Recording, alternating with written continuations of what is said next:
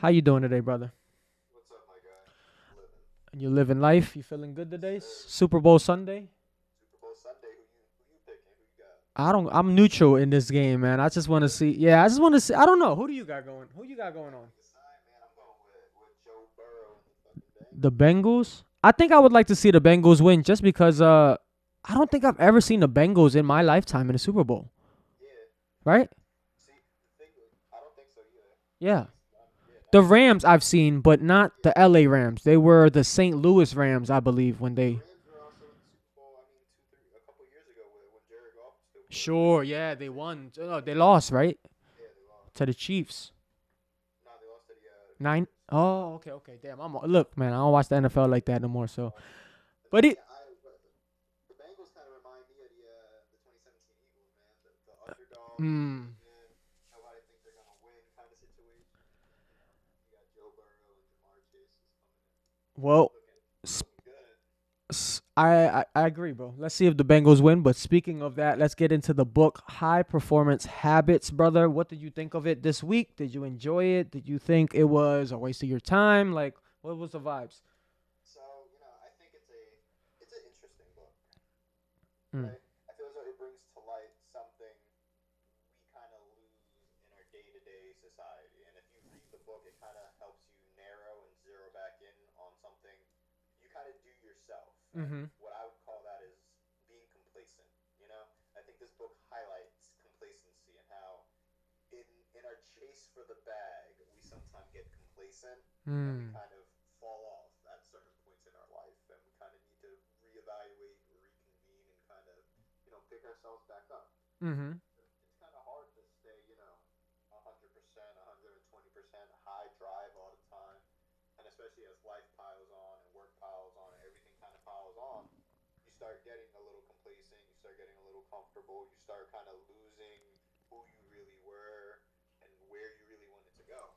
So I think this book really kind of helps you take a step back, or it kind of tells you to take a step back, you know what I mean? And kind of like reevaluate your life, your priorities to make sure you're going on the right track and the track you chose for yourself was actually where you wanted to go. Mm. What do you think? I think you put it great, man. I agree. Like,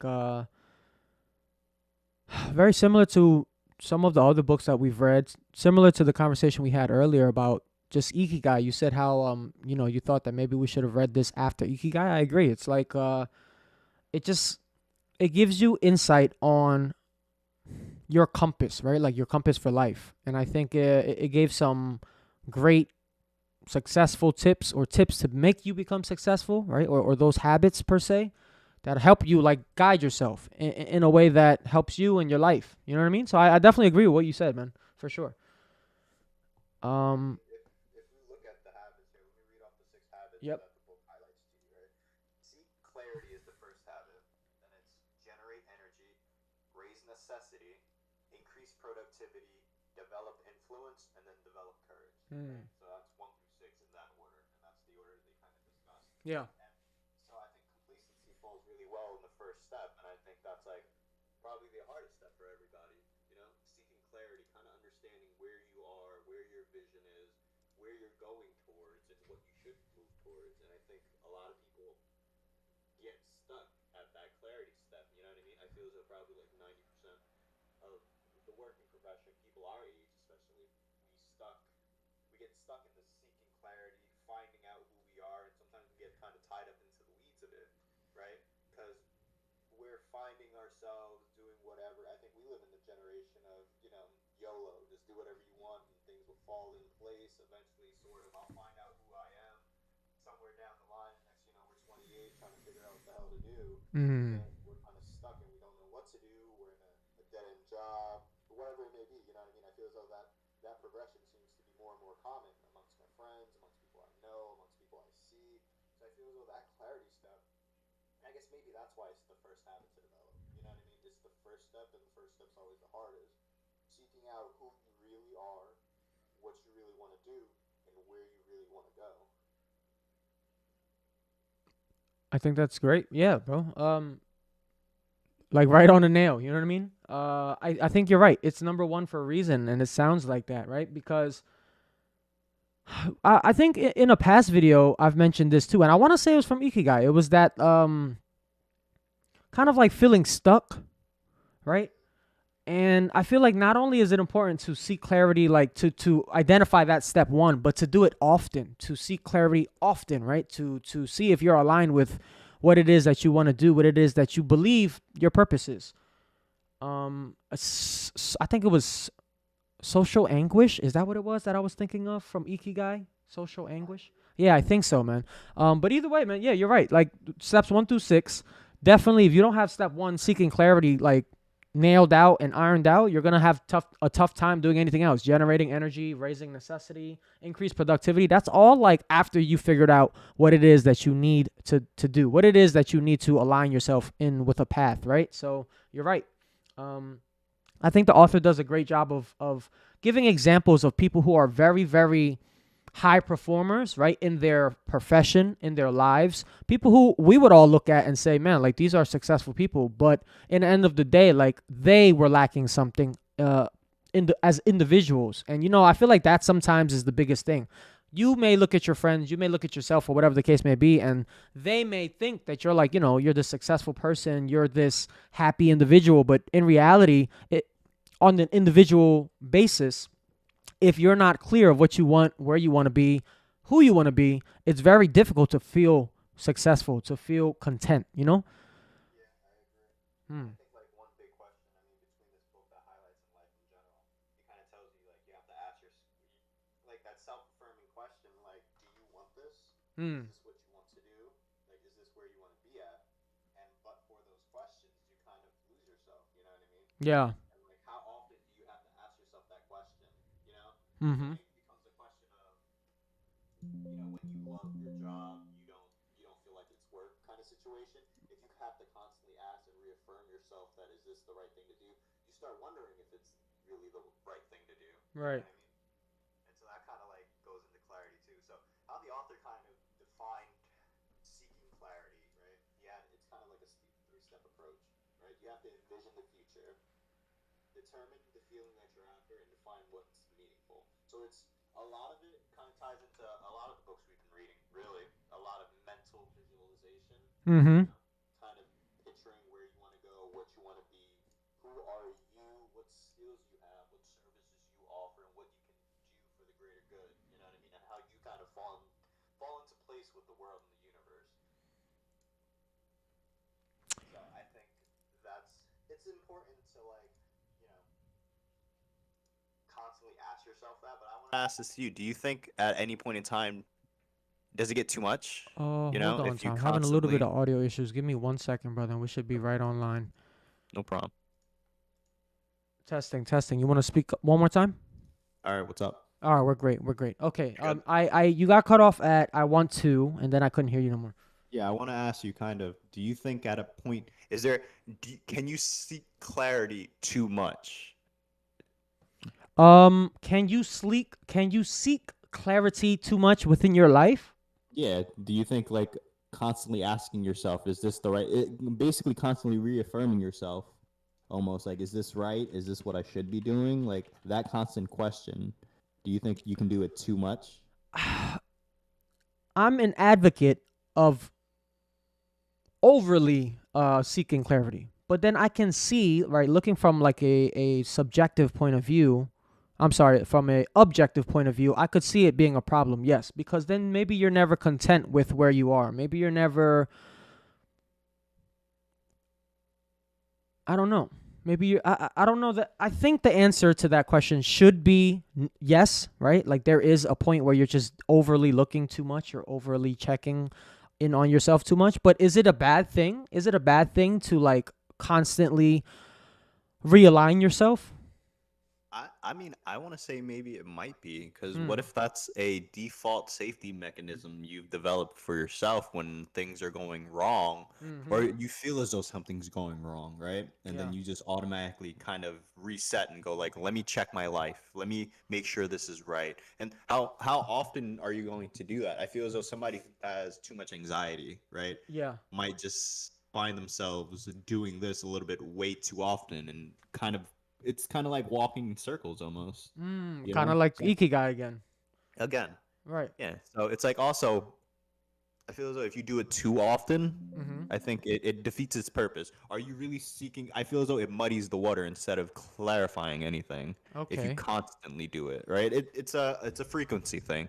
Like if you do it maybe once a year, which is when. So this is the interesting part, right? This is where I'm kind of like stuck on it. This is more my internal conflict, right? The author mentions that we kind of seek clarity once a year, and it happens to be New Year's. When we set New Year's resolutions, we evaluate and we look back on the year, right? Mhm. He said we have to do it more than that. My question is, so between one and the infinity number, like what is a good common ground for seeking clarity? How often is too often, and how not often is not often enough? You get what I'm saying? Yeah, I do. Because too much of anything is bad. Like it Yeah. doesn't matter. Like if you eat too much salad with a lot of dressing, that's not gonna help you. Mhm. So I don't know. That's just my gripe on it because I get where he's coming from. You should do it more than once, but he doesn't really give that upper limit. Like he kind of leaves it up to you, and I think that upper limit can be detrimental to somebody. I agree. I agree to an extent. Like what you're saying is true. Too much of anything, whether it be vitamins, water, whatever. Like right, too much of anything, like in excess, can Yeah. hurt you. Um, but like I said, right, I'll stand firm in my statement in saying that me personally, I'm an advocate of realigning, and I think I use it that way. I say it that way for a reason. Like I say realign as opposed to like obsessively um checking on clarity, because I Right. think the difference is as humans, I'm just gonna speak from my experience. Myself personally, I fall off the line consistently, often, like all the time, right? From week to week, there's always something where I'm slacking off in. There's something where I need improvement in. You know what I mean? I'm not perfect, so I guess that's my point in saying that. Like we're all imperfect, and we're just trying our best to align with our vision of what perfect is, right? Right. So yeah, like I said, I agree for sure though, bro. Like we're in agreement, you know? Yeah.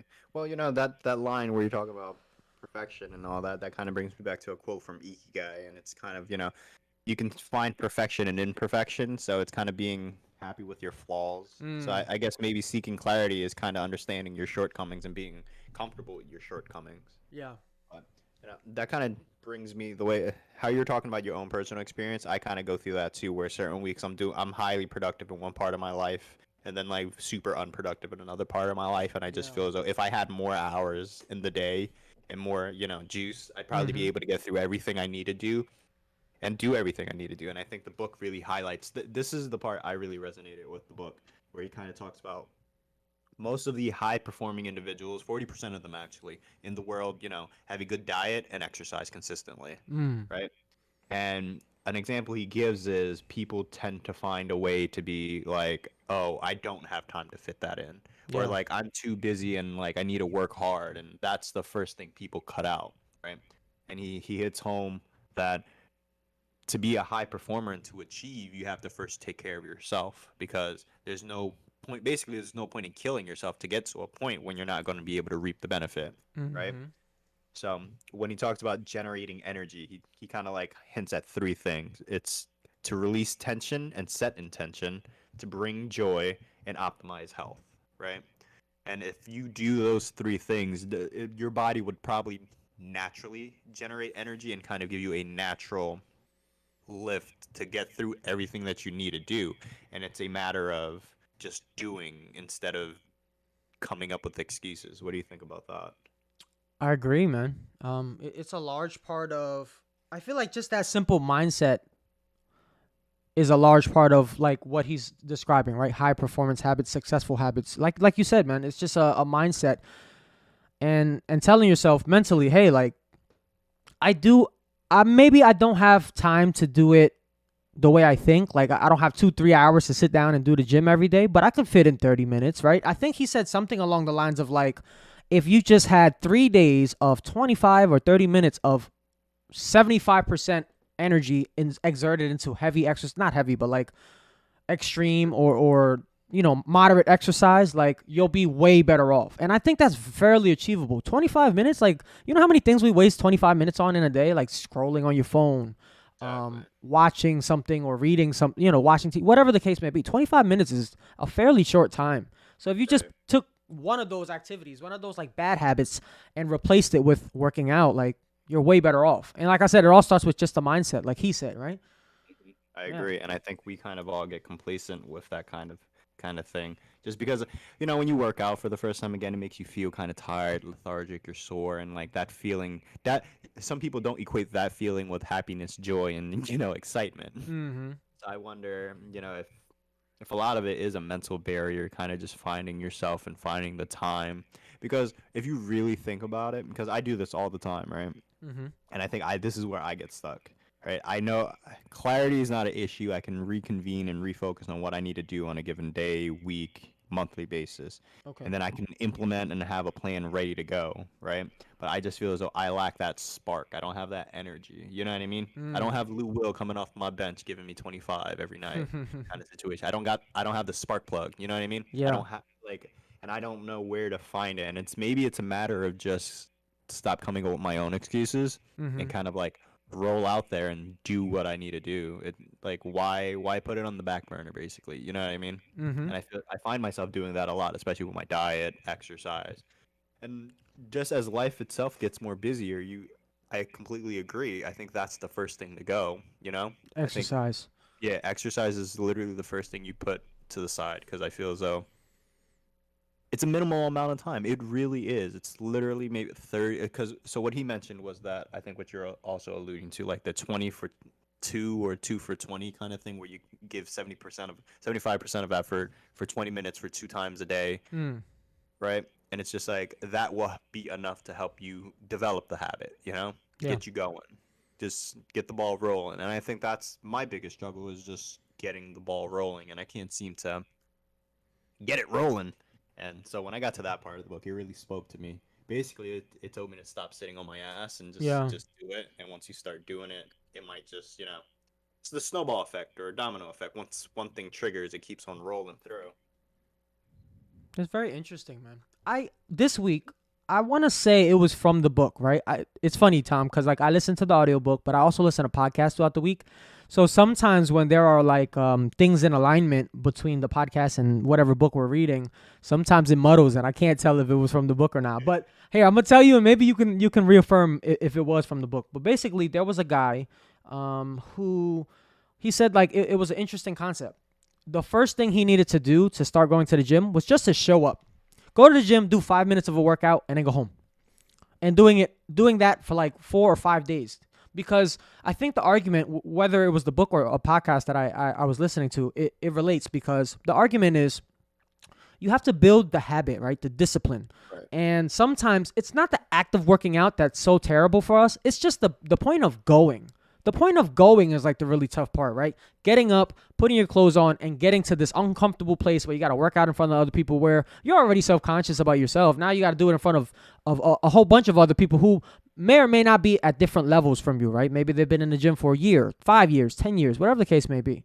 But I think just building that habit, getting yourself to show up is key, right? I think of an old head all the time. Like, I think of just, when I think of this, when I think I'm on my ass and I'm being lazy, I think of an older gentleman. I don't know why this vision always pops up in my head. It's an older gentleman with a toolbox, and every day he's just punching a clock in, punching a clock in.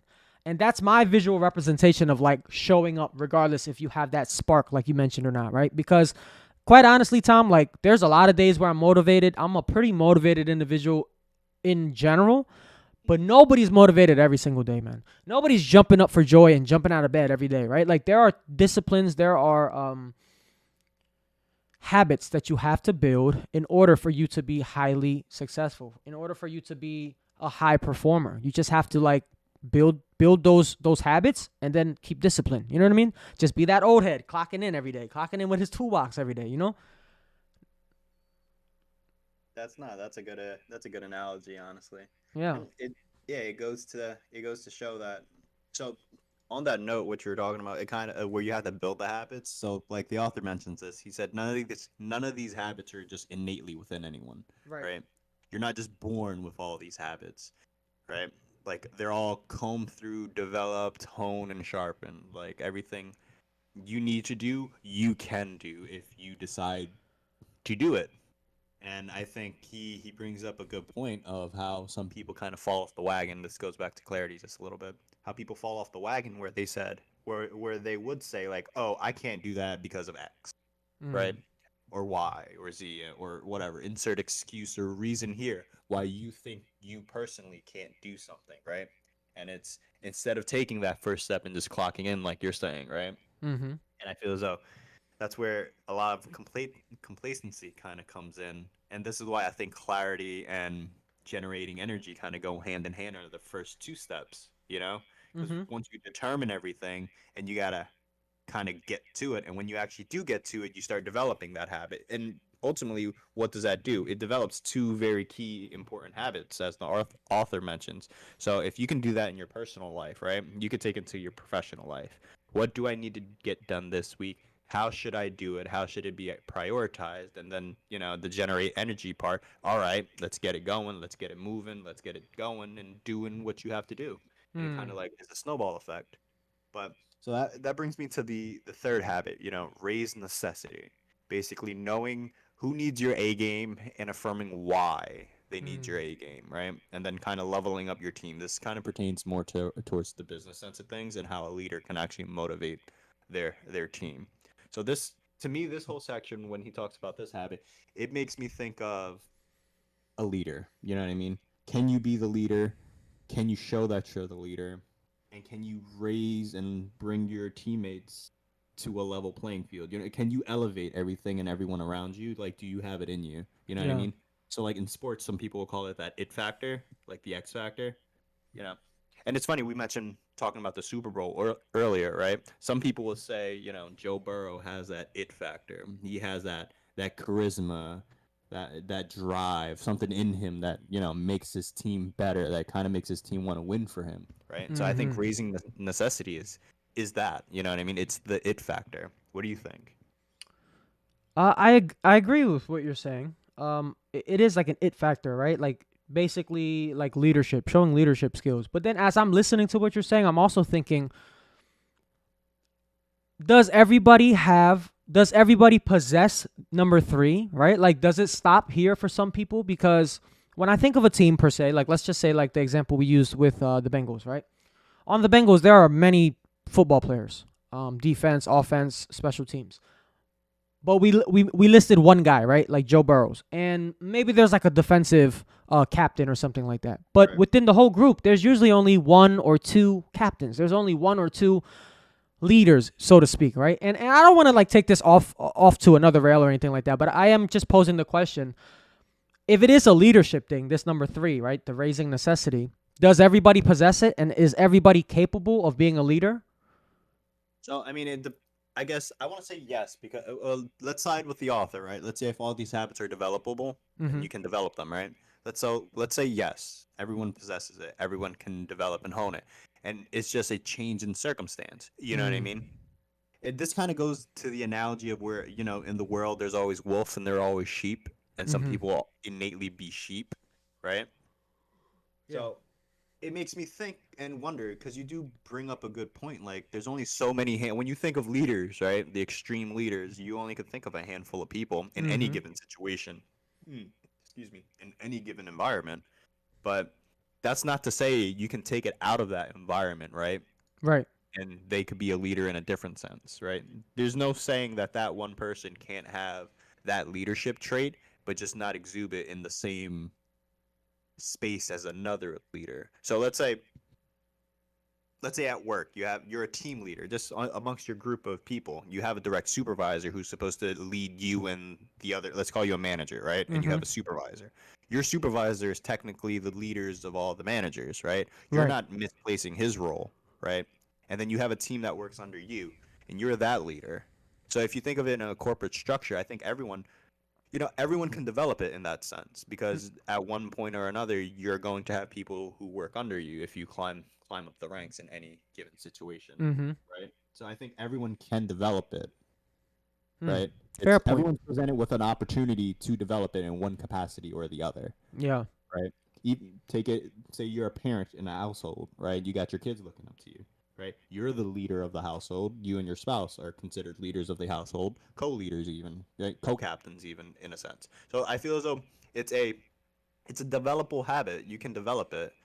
And I think some people just don't think. I feel as though some people think of it how you think of it. Like only certain people can possess this leadership factor. Like only Hmm. so many people can be charismatic.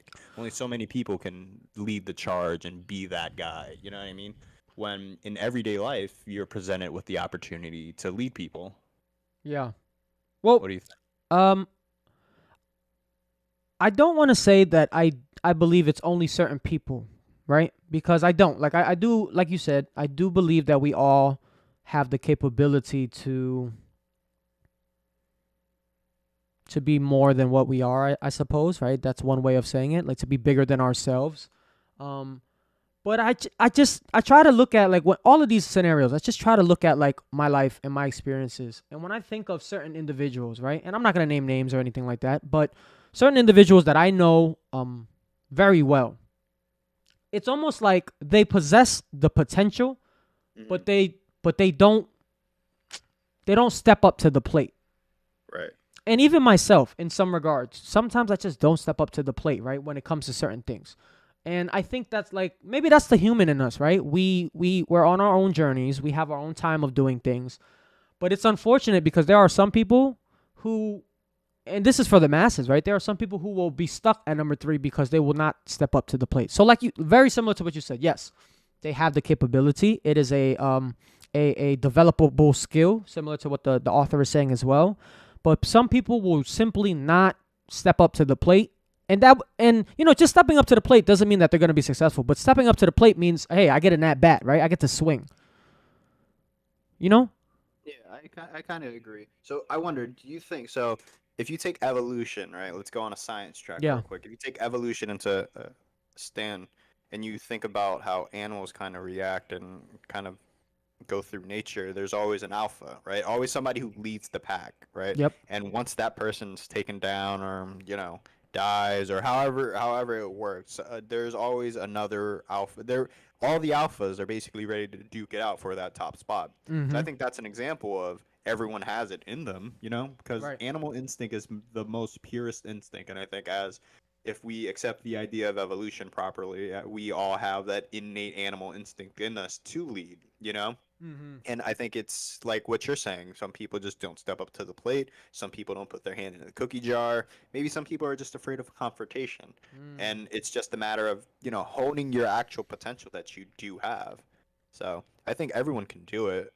And I think everyone just needs to recognize that they can do it. I think people Yeah. get washed off in this whole, oh, I don't have it in me kind of situation when they actually do have it in them. And I think kind of how let's bring it back to Seth again, where you basically manifest what you think into, what basically what you think you are, you project to the outside world.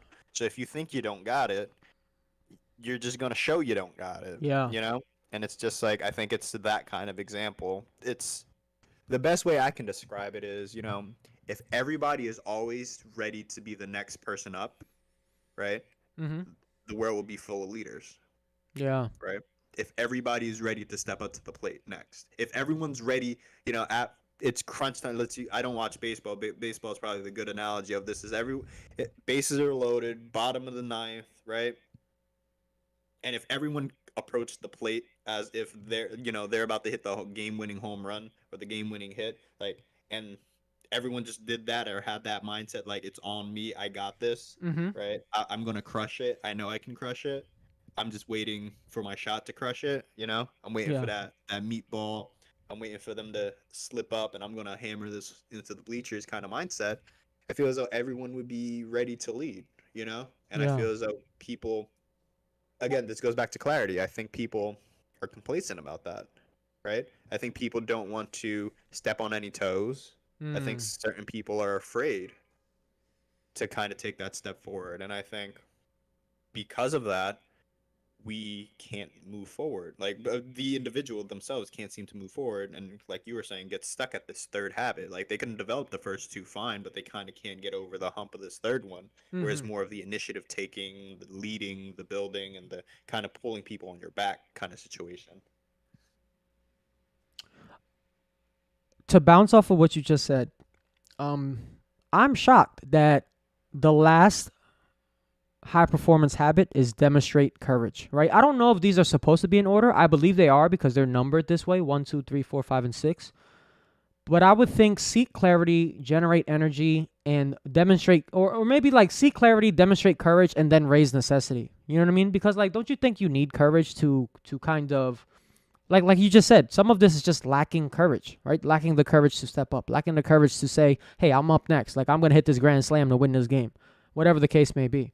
I feel like I don't know. I don't know why he bunched it that way, but it's also split up to personal and social. So the first three, seek clarity, generate energy, and raise necessity, were demonstrated as personal habits, whereas increase productivity, develop influence, and demonstrate courage were social habits.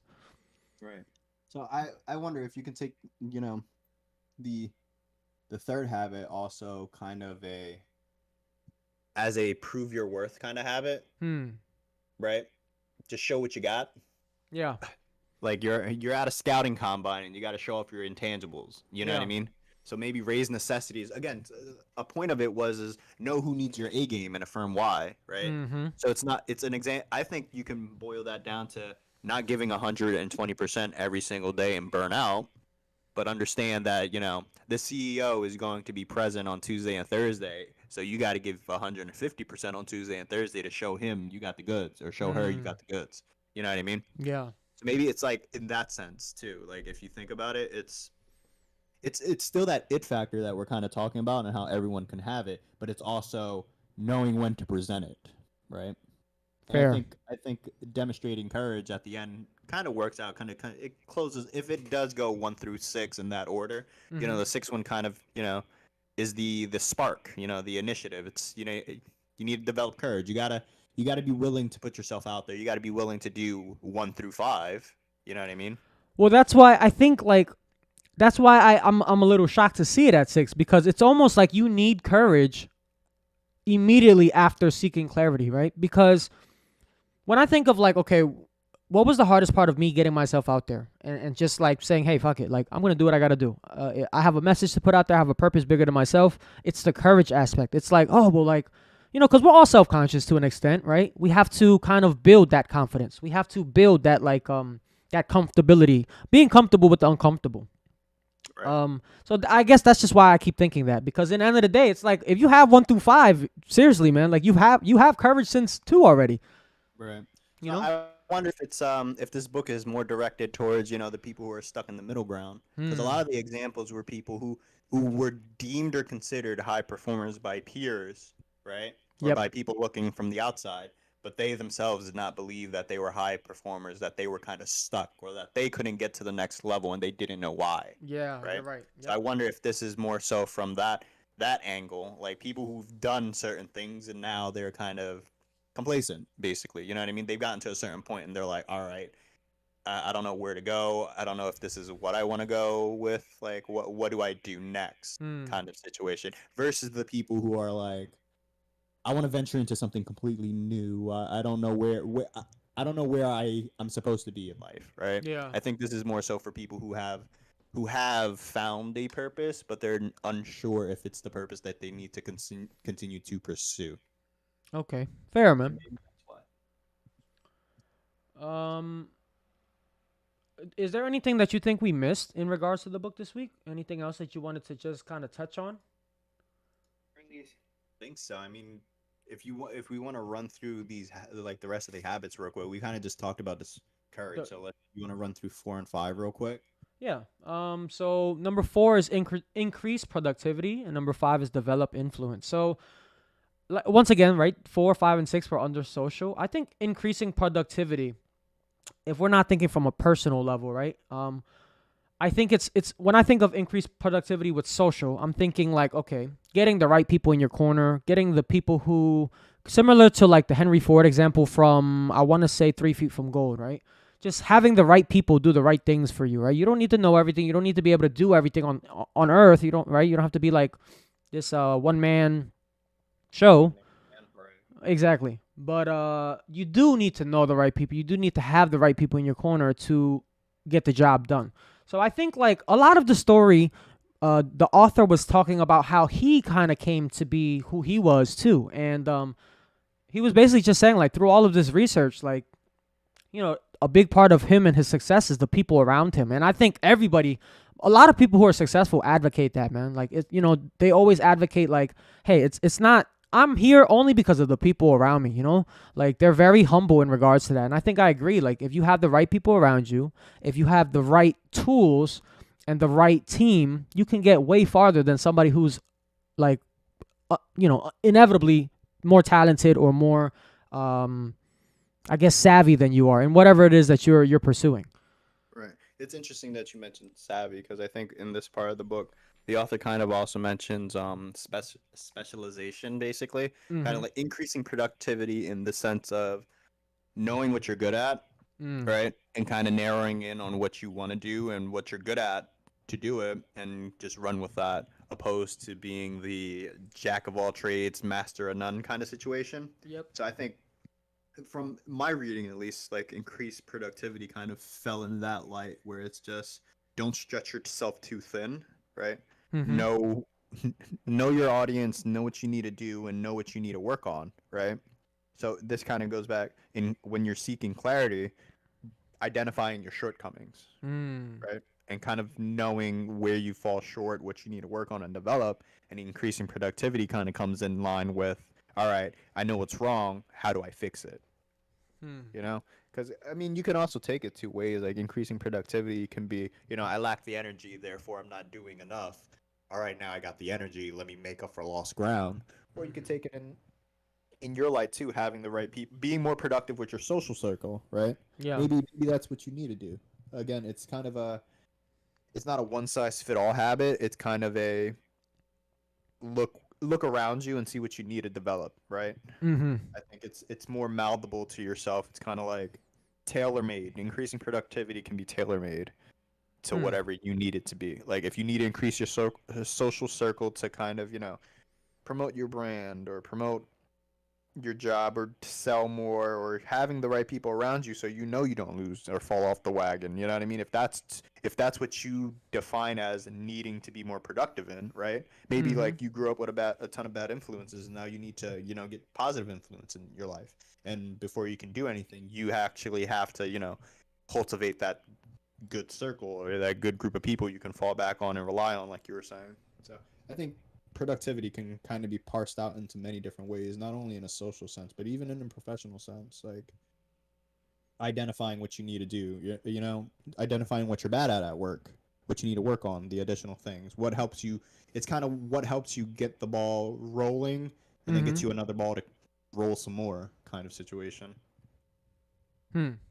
Okay, so I guess going into that, what would you say, in your opinion, develop influence was in the book then, and how did you receive that from the author?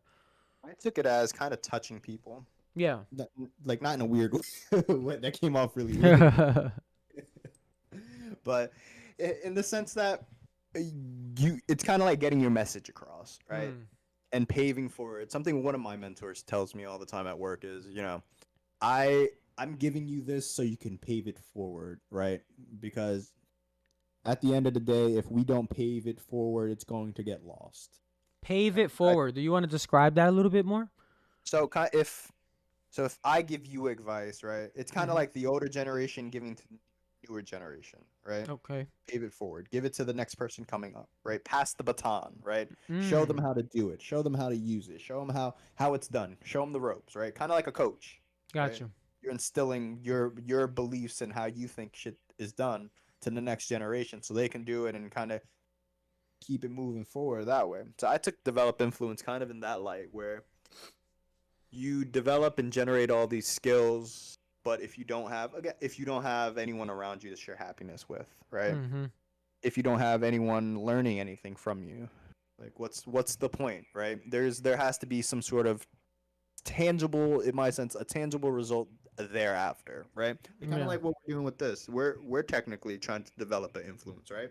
Yeah. Through our voice, through our words, through what we read and how we describe, and think all these books apply to our lives and other people's lives in similar situations. We're trying to develop an influence, if you really think about it, right?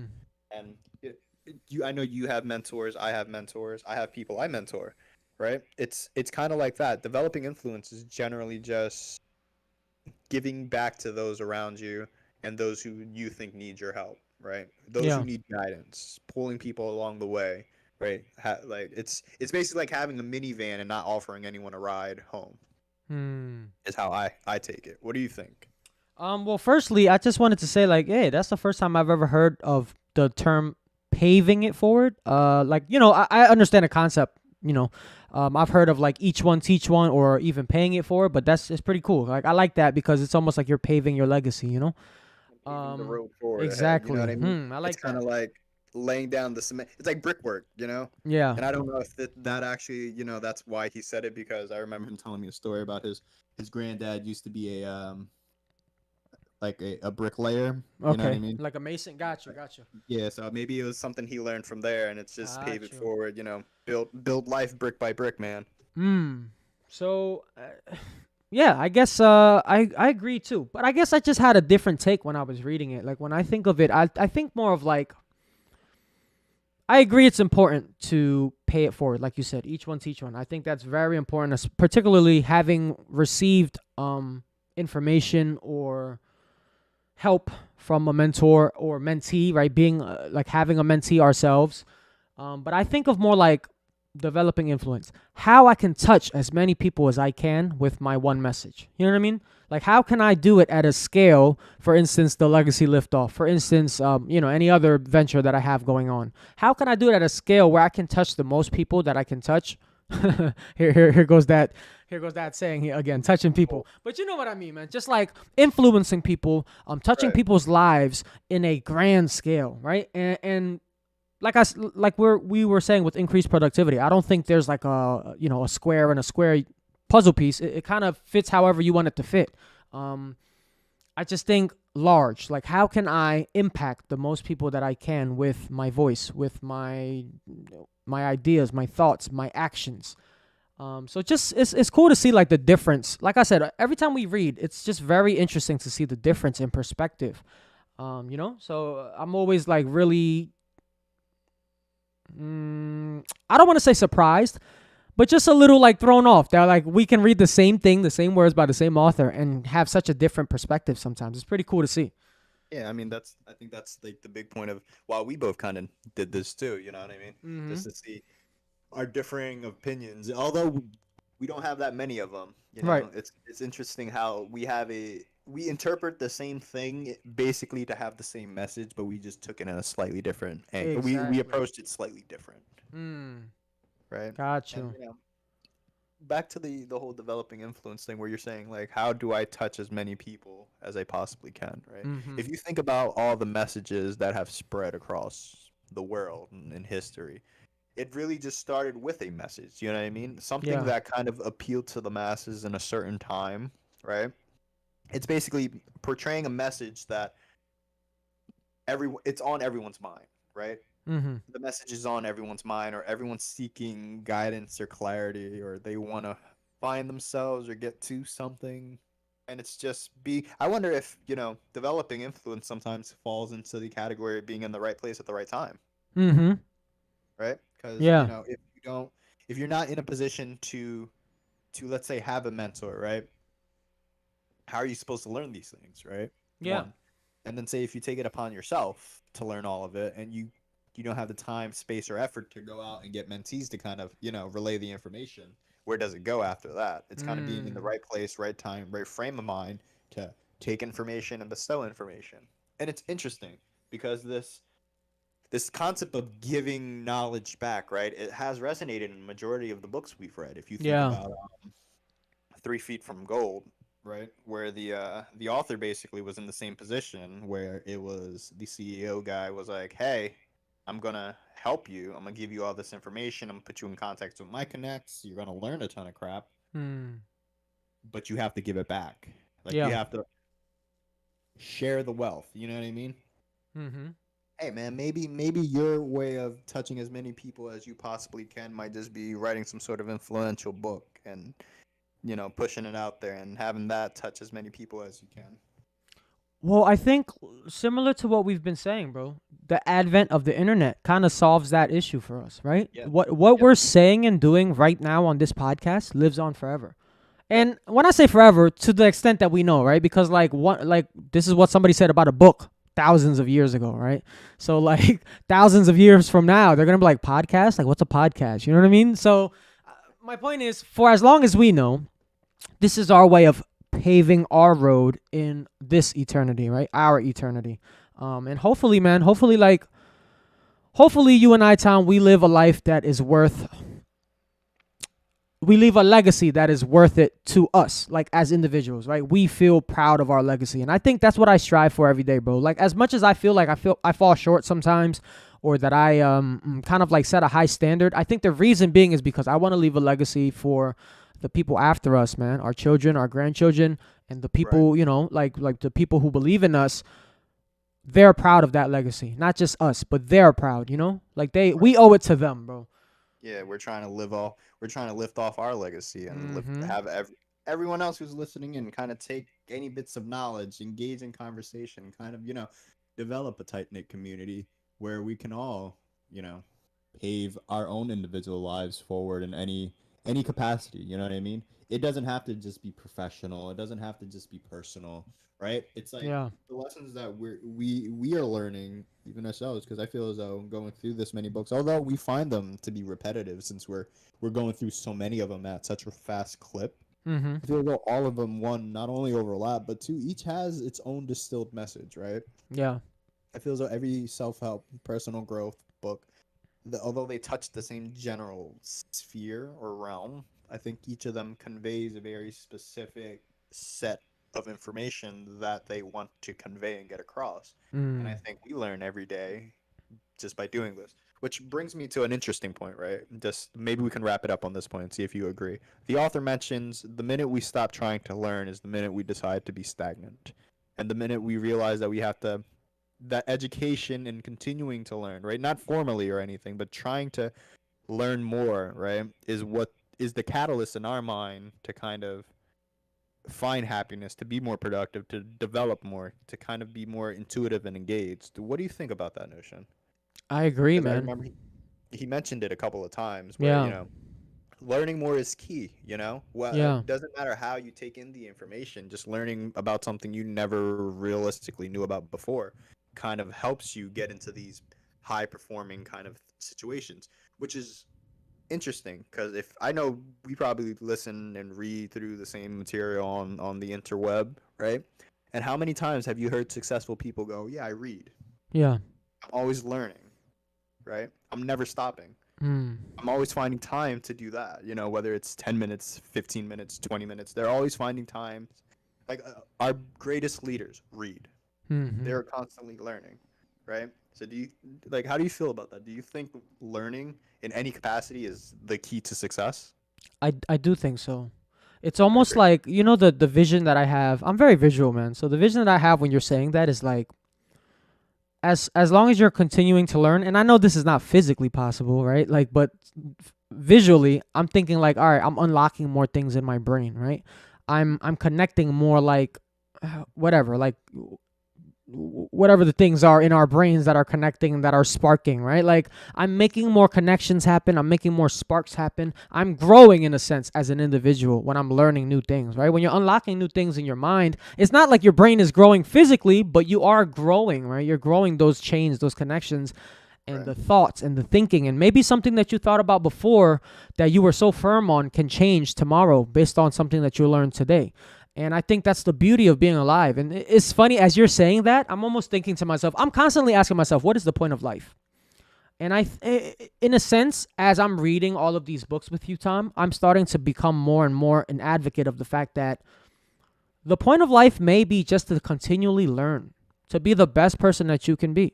And Right. and I know that sounds like a blanket statement, but I really do mean it. Like, as long as you continue to learn as much as you can, right? Whether it's good or bad, because you're not always gonna learn things that are great. Like, I think at one point I knew how many dots there were on a basketball. Like, that's not gonna help me in any way, but it was cool to know, right? Like, you know what I'm saying? But I guess my point is to have all of these skills, these 6 habits that he's mentioning, is a part of you becoming a better you, right? Right. and being the best you. And I think that's just the point of life, man. The point of life is like, just learning, continuing to learn, being a student of life. Right, I agree. And this is not to be confused with, being an actual student, we're Exactly. not talking about like a formal education. We're not telling you to, go through high school, college, Mm. PhD, masters, and continually learn it that way. We're Yeah. talking about just generally just learning about who you are, right? Learning about who's around you, learning about your environment, learning about the world, just being more, I guess, if you really want to put it, more cognitively aware of everything. You know what I mean? Mm. And it's interesting because we talk about this, and there's actually a lot of science that kind of backs why it's important to stay physically active as you age and constantly challenge your mind, Yeah. right? Because they say like not challenge your mind all the time, even if it's a little bit, right? That kind of leads to dementia. It kind of leads to your memory deteriorating. It's basically it's your mind's a muscle, dude, right? Mm-hmm. And if we don't train our muscles, They dwindle. they yeah, they kind of you fall off basically. Yeah. And it's interesting because that kind of falls into the health conversation of it's not just physical health, it's mental health, right? Mm. There's a lot about you where you got to sometimes you can't move at like 100 miles per hour, right? Yeah. You got to sometimes stop and smell the roses and take it all in and kind of develop that mental, that conscionability, that awareness, kind of like understanding everything. Mm. You have to be a student of the game if you really love the game, right? Yeah. That's kind of like a sport reference in a way. But just off topic real quick. Just when you were talking about that, the whole neurons and stuff connecting to your Mm-hmm. brain. Did you ever watch Jimmy Neutron growing up? Yeah. Yeah. Yeah. Yeah, Brain dude.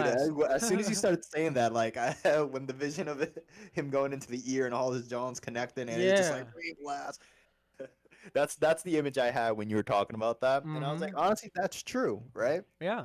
As you take in information, your mind processes all that information and gives you an output. Your brain is essentially a computer, right? Mm-hmm. And it's funny because a lot of science would say this, and I feel as though they'd probably support it. We are only using our brain to only like half capacity, Even right? less, if I'm not mistaken. Yeah, Yeah. even Yeah. less. I'm being very generous. But once we unlock the full capacity of our mind, right? There's movies about that where it's just like people are doing some off the wall shit, but it goes to show, right? The mind is something that not everyone understands. And as we learn, grow, develop, and take it another step forward, Mm. we just we just develop as a person, a community, as a society, right? Yeah. And it's interesting because we mentioned how technology has helped us convey and push our message, right? And how it can preserve it. The author mentions how technology actually is detrimental to some of us sometimes because it's a Mm. distraction. For It takes sure. away from everything. So goes to show technology, although is a blessing, but it's also a curse. And knowledge is power and knowledge is accessible. But if you're not accessing the right stuff and you're cluttering your mind with a ton of who knows what, it Mm. kind of takes you down the wrong hole. So I guess we'll end it on that note. What do you think of the book? You recommend it? I recommend it. This is one of those books that I agree what we said in the beginning, a little long. I think some of these books, I don't know. I feel like they could do a better job of being more concise. But it's also unfair for me to say that because, we're not the authors of these books. These are these people's legacies. So, hey, man, 10 hours, I think it was the read. I would recommend it still. I'd recommend it too. I think honestly, some of the books where we might feel a little turned off by it, I wonder if it's because we're listening to like an audio version of it, Yeah. instead of the actual book, reading the book. So, Mm. I mean, this is something I'd recommend people if you're going to read this, pick up the actual copy of the book, Mm. right? Read it, highlight it, make notations, and have it as a reference. I think this book would be a good reference, For like sure. almost like an encyclopedia for you to flip back and tab and kind of like once you after you get through it, mark up what you need to mark up, right? And at any point you have any questions or doubt in your mind, just you remember this book and flip to that page and just kind of reread it and have it kind of give you that push or a pat on your back to kind of move forward again. So Mm. that's my recommendation on this book, but do read it. I recommend it. All right, brother. You want me to do the wheel now? Yep, let's pull out the wheel. Let's see what's going on. Let's get on to the wheel. I'm going to shuffle as always, guys. Tom, I know you can't see it, but I'll read out whatever it is. All right. All right, spinning now. Hopefully it's a storybook, man. We need one. Oh, the art of The Art of the Deal. The Art of the Deal. I don't think that's a That fictional is. storybook. It sounded like we're gonna be making some deals. All right, man. So the Art of the Deal, I'll look into it as we hop off here. Hey, man, I know you're on a tight schedule today, so hoping you have a happy Super Bowl Sunday. I'm hoping everybody who's listening out there as well enjoyed the podcast, and hoping you guys are gonna do well today too. Be safe, man. Have some good food for me, man, because I can't eat it up, but you can. I will. All right, thanks, brother. All right, brother.